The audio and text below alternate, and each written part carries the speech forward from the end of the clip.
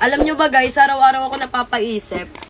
Paano na lang kaya kung noon, hindi ko pinag-aartehan, pinagsusungitan, pinagtatabuyan si Koso. Kaya siguro, hindi ganito yung magiging sitwasyon ko.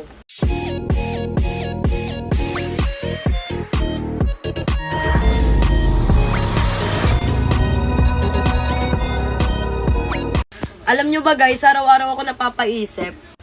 Paano na lang kaya kung noon, hindi ko pinag-aartehan, pinagsusungitan, pinagtatabuyan si Koso. Kaya siguro, hindi ganito yung magiging sitwasyon ko.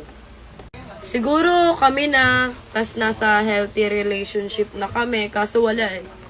Kaartehan ko kasi. Pero di pa rin ako mapapagod. Magpapansin sa kanya, suyuin siya. Miss na miss ko na si Koso eh.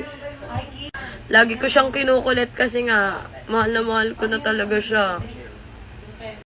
Mek, alam mo ba, kinikilig ka mo ako kayo. Paggabi di ka mo ako makatulog. Bakit? Ay, hapon wala ka kwarto. Alam mo kung bakit? Bakit? Sa akin na si Ace. Ha? Ano? Wala. Ano sabi mo? Wala. Wala akong sinasabi.